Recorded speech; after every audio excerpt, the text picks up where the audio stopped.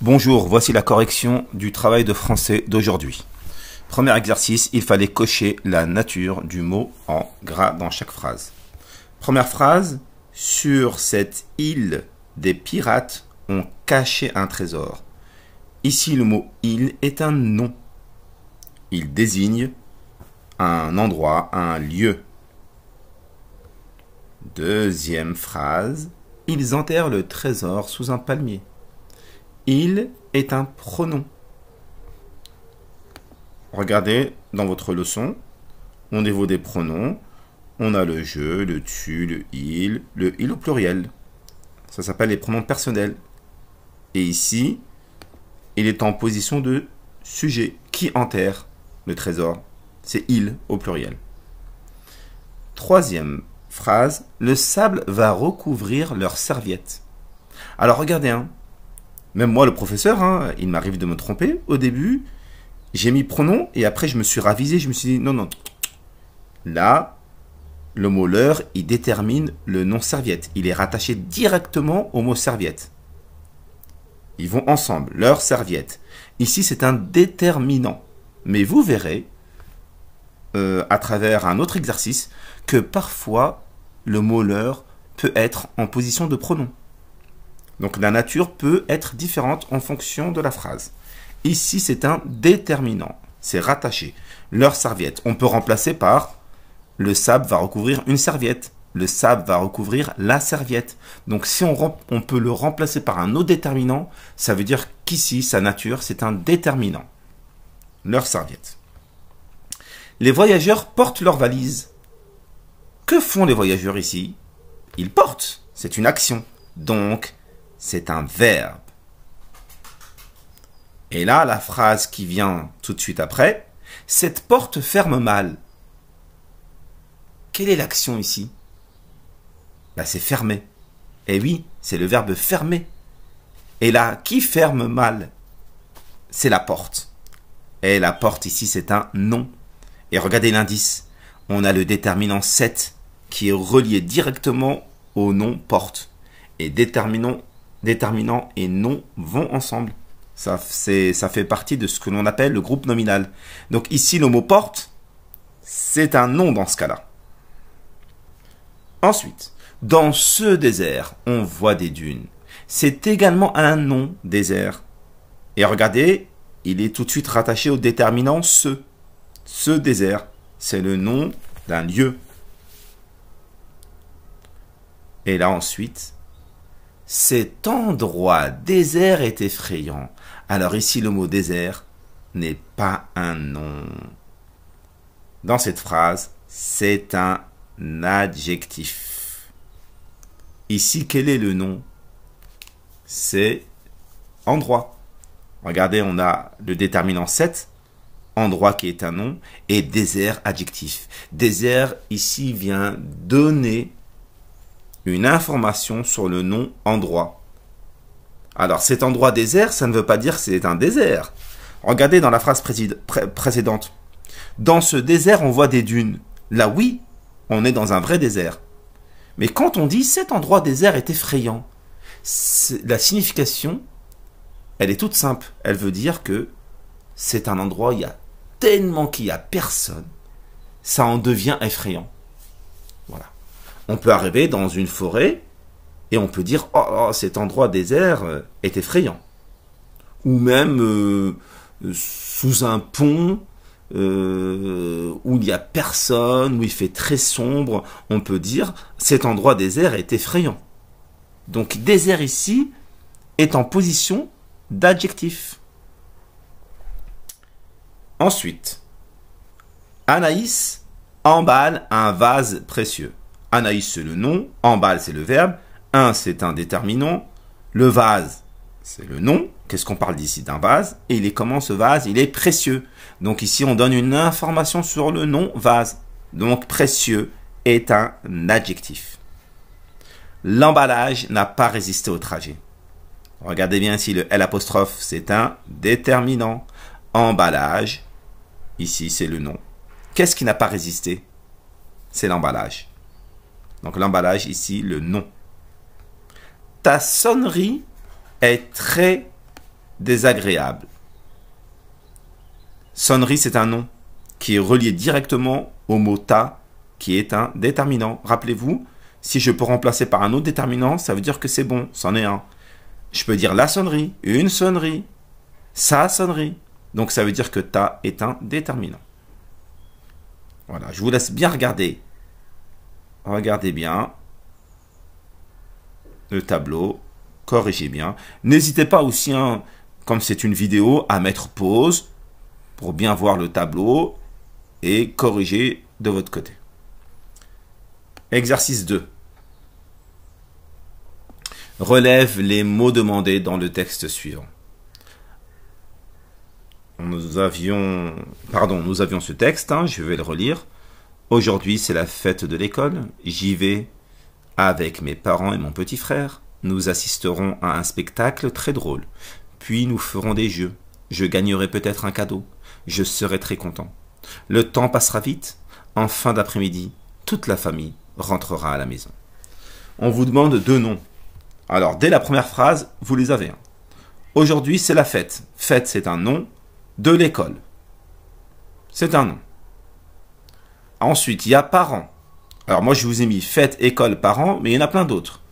Alors, il y a parents, il y a frères, il y a spectacle. Donc, si vous avez mis parents, frères, tous les deux, ces deux noms, c'est bon. Si vous avez mis frère et spectacle, c'est bon. Si vous avez mis jeu, c'est bon. Cadeau, c'est bon, c'est un nom. Temps, c'est un nom.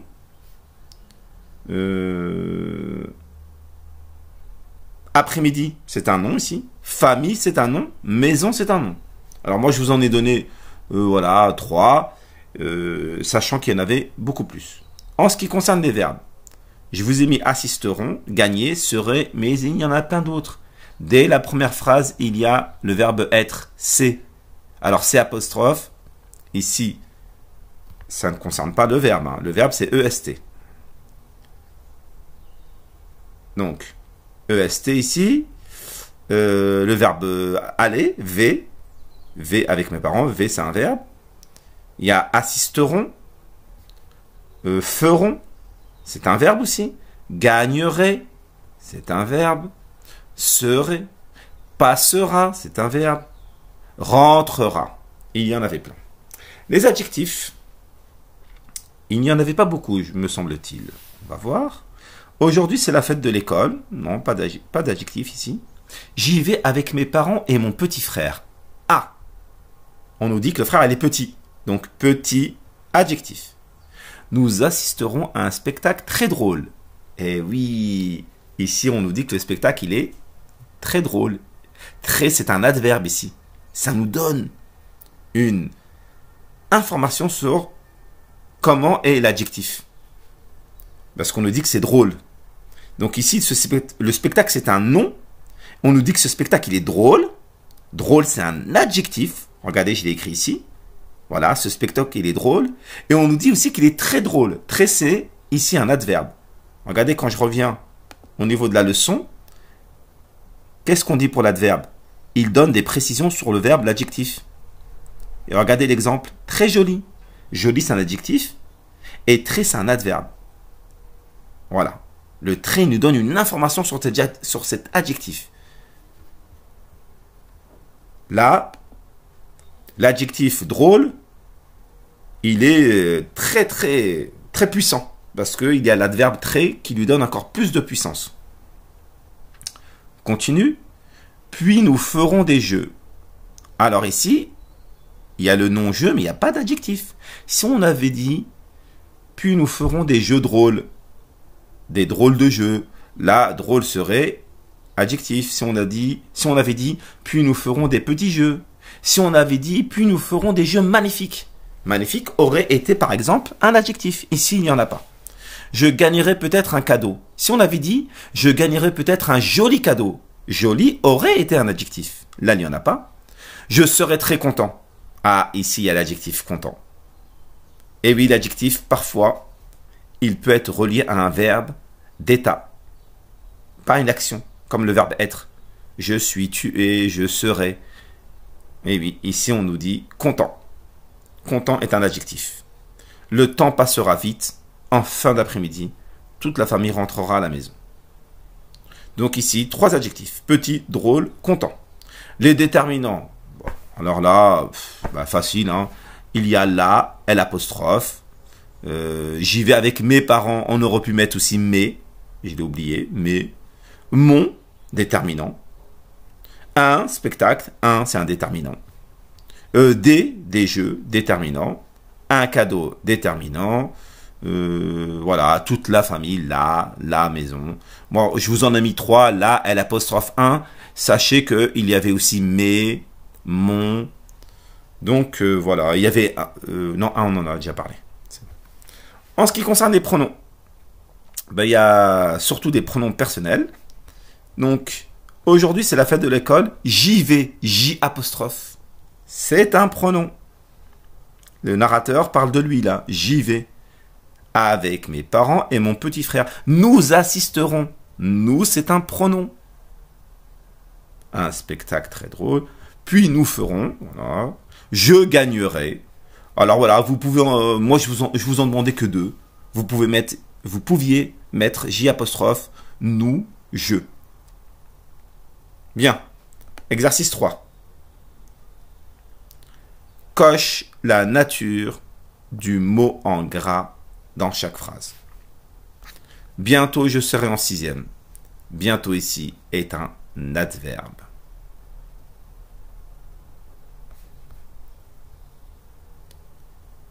Alors, pour les adverbes, regardez, ça donne des précisions sur le verbe et l'adjectif, mais ça donne aussi des précisions sur la phrase. Regardez l'exemple. Maintenant, tu rentres. On nous dit que ça se passe maintenant. Aussitôt, il s'est enfui. Précision sur la phrase. Et ici, on est dans ce cas de figure. Bientôt, je serai en 6e. Bientôt nous donne une précision sur l'ensemble de la phrase. C'est un adverbe. Ensuite, il leur donne son adresse. Et ici, l'heure n'est pas un déterminant. Rappelez-vous, dans l'exercice 1, ils enterrent... Le sable va recouvrir leur serviette. L'heure était rattachée tout de suite, immédiatement au mot serviette, au nom serviette. Donc c'est un déterminant. Mais là, il n'est pas rattaché à un nom. Il leur donne son adresse. Il leur donne son adresse. Et on la donne, il la donne à qui? À des gens. Voilà. Là, on peut par exemple, dans une phrase, dire les enfants étaient en train de parler avec un monsieur, puis il leur donne son adresse. Il donne à qui son adresse? Il la donne aux enfants. Ici, l'heure n'est pas rattachée à un nom. C'est un pronom ici. Voilà. C'est un pronom personnel. Ce n'est pas un déterminant. Pronom ici. Il leur donne son adresse. Les touristes désertent la ville polluée. Ici, vous voyez bien la terminaison en NT ou ENT. C'est un verbe, l'action de déserter. Les touristes désertent la ville polluée. Souvent, on dit déserter, c'est quand c'est un verbe qui s'emploie quand on veut dire que des gens quittent un endroit, mais de manière spectaculaire. Tout le monde part d'un coup. Imaginons que demain, qu'on annonce dans un magasin une alerte à la bombe, tout le monde va déserter le magasin. C'est le verbe déserter ici, c'est un verbe. Nous lui avons raconté une blague. Ici, c'est un pronom. C'est la même chose à peu près que ce qu'on a vu tout à l'heure, il leur donne son adresse.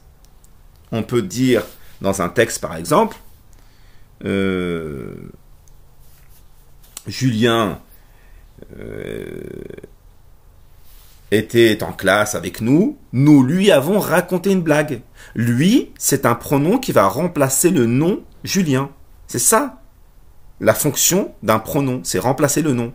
Donc Julien était assis en classe avec nous, nous lui avons raconté une blague. Lui est un pronom. Fred a enfoncé l'avant de ta voiture.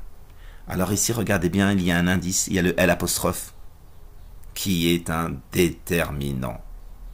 Et il est relié tout de suite au nom. Et oui, là c'est l'avant, pas avant. Ça n'a rien à voir, c'est pas la même chose. L'avant de ta voiture. On peut dire l'avant de ta voiture, l'arrière de ta voiture, le côté de ta voiture. Donc ici, c'est un nom. Et regardez la phrase qui vient tout de suite après. Je n'ai jamais vu ce film avant. Là, il n'y a pas de déterminant. Il n'y a pas de L' devant. Et ici, on nous donne un renseignement. On nous donne des précisions sur la phrase. On est donc dans l'adverbe. Je n'ai jamais vu ce film avant. On donne une précision sur la phrase. C'est un adverbe.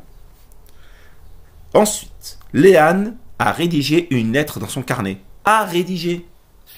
Ça vous dit rien ça? On l'a vu ensemble cette année. C'est le passé composé. C'est un verbe au passé qui est composé de deux choses.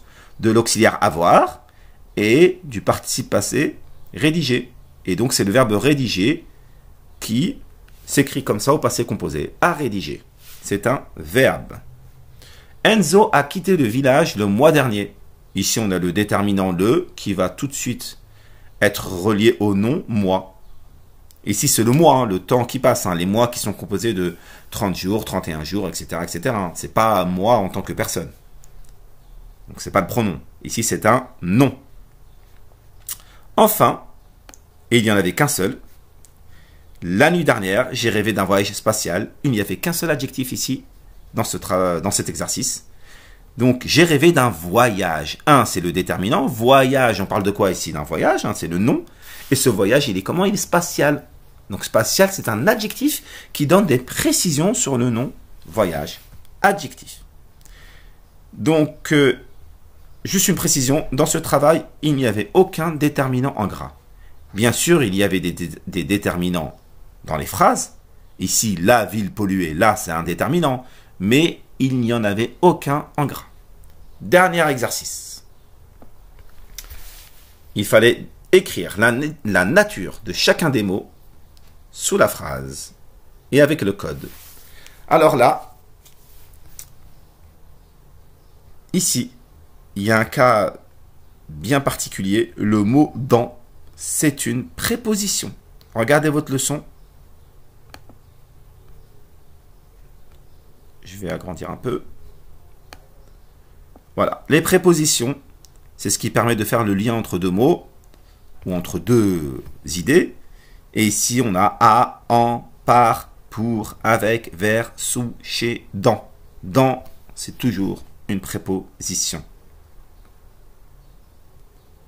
Et elle nous permet de faire le lien entre les loups et la forêt.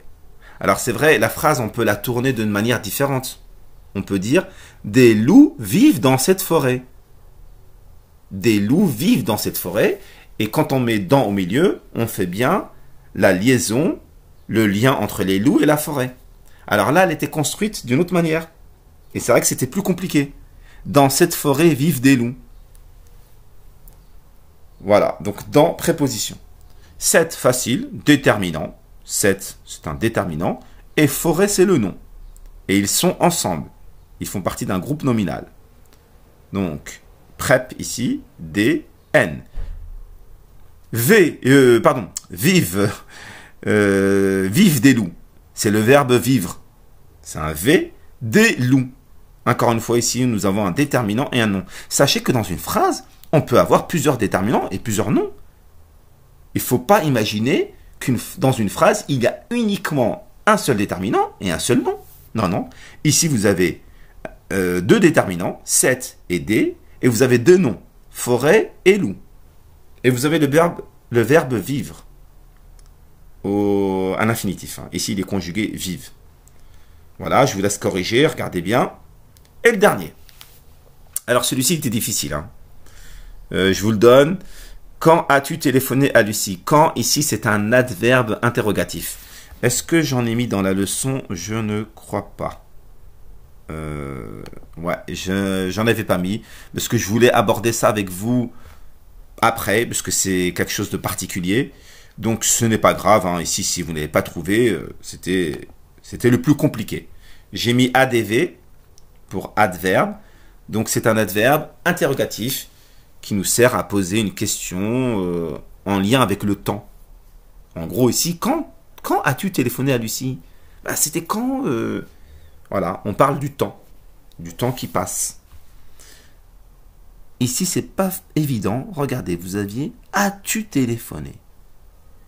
Et souvent à l'oral, on s'exprime d'une manière différente. À l'oral, on dit quand tu as téléphoné à Lucie. Et à l'écrit, on utilise plutôt quand as-tu téléphoné à Lucie. Et il faut savoir que le A, là, AS, il est relié directement à téléphoner. C'est un verbe au passé composé. C'est à téléphoner. C'est comme ici, rappelez-vous là, Léane a rédigé. Donc ici, à c'est l'auxiliaire, avoir, et téléphoner c'est le participe passé. Donc le verbe ici, il est composé de deux choses, de a et téléphoner. Donc V et V. Et tu, c'est le pronom. Pronom personnel. A, apostrophe, c'est préposition. Ça, vous l'avez dans la leçon. Ici, je suis à Paris. Le A, apostrophe, apostrophe, je dis n'importe quoi. Le A accent, désolé, c'est une préposition à ne pas confondre avec le A sans accent. Le A sans accent, c'est le verbe avoir. On l'a vu ça. A sans accent, A avec accent, les homophones. Donc ici, préposition.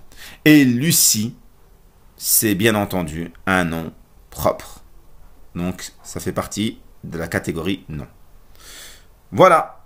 Bah écoutez, j'espère que vous avez pu comprendre, apprendre des choses. Rassurez-vous, on reprendra ça en classe et on continuera d'avancer dans ce domaine-là. Voilà. Je vous souhaite une bonne continuation et je vous dis à bientôt.